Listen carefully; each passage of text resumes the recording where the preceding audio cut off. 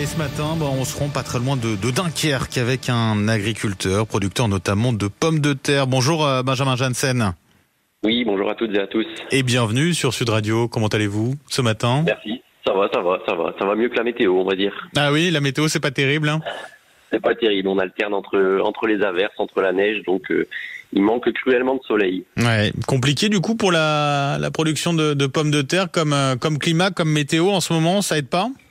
Ouais, non, c'est très très compliqué. C'est vrai que depuis la mi-octobre, on enchaîne des semaines de pluie non-stop, et c'est vrai que la récolte est très compliquée à tel point que d'habitude, au 15 novembre, souvent la totalité des pommes de terre sont récoltées. Et là, on arrive début décembre avec encore des milliers d'hectares dans les champs dans le nord de la France. Donc c'est inquiétant, oui.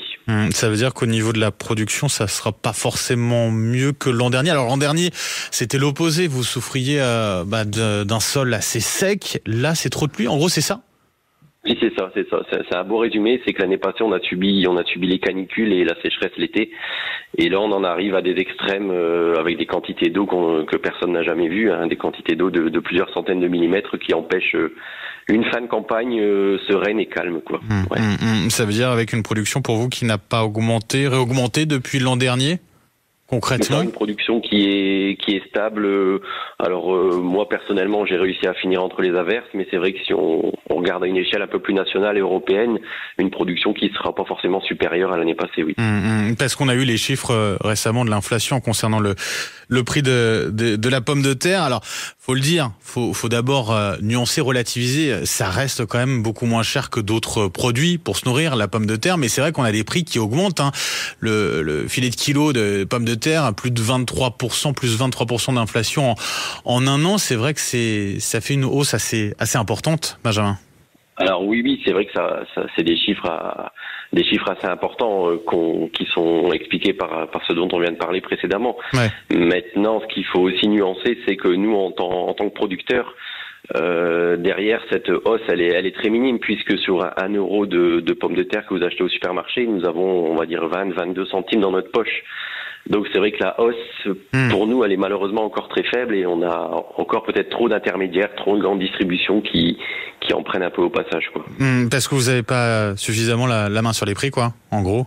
Exactement, oui, non. C'est Ouais. sûr qu'on travaille en bonne intelligence malgré tout avec certains industriels, mais il y a encore beaucoup d'échelons qu'on ne maîtrise pas, oui. Vous l'avez dit, la hausse, en tout cas, elle bénéficie pas en premier lieu, donc à vous, aux agriculteurs. Vous arrivez quand même à en vivre de votre métier, Benjamin ? Oui, c'est vrai que voilà, on arrive à en vivre. On a un métier qui est malgré tout de plus en plus stressant, à la fois par la météo, mais également par la conjoncture, parce qu'on a des changements de prix du simple au double, à la fois dans ce qu'on vend, mais dans ce qu'on achète. Maintenant, la finalité, en essayant de compresser au maximum les charges, oui, on arrive à en vivre, oui. Comment vous êtes arrivé à ce métier-là d'agriculteur ? C'était un métier déjà que réalisaient vos parents ? Oui, tout à fait, oui. Mon père est agriculteur depuis plusieurs générations. Oui. Et c'est vrai que voilà, j'avais toujours envie de prendre la relève. Maintenant, c'était pas possible de le faire à deux sur l'exploitation, donc j'ai fait une expérience de 11 ans dans le domaine bancaire avant de m'installer. Oui. C'est très différent. Oui, c'est très différent. Ouais. C'est très différent. Après, ça m'a permis de voir un petit peu, ce qui se passe de l'autre côté du bureau, on va dire, et d'avoir une belle expérience humaine aussi. Et puis voilà, il y a quelques années, papa a pu partir en retraite, et de ce fait-là, j'ai pris la suite. Ah bah voilà. Et vous êtes seul aujourd'hui sur l'exploitation, c'est ça ? Oui, tout à fait. Je suis seul, ouais. Ouais. Donc avec l'aide des machines surtout. De toute façon, pour la récolte de pommes de terre, on est avec des machines, quoi. Oui, tout à fait. Oui, c'est vrai que ça reste énormément mécanisé, donc c'est vrai que il faut encore malgré tout 2 bras pour les conduire, mais c'est vrai que c'est plus comparable à une agriculture d'il y a une 50aine d'années. Non, ça. Benjamin, vous l'avez dit, c'est un métier qui est pas facile, qui est pas évident. Qu'est-ce qui vous fait tenir finalement dans ce métier-là ?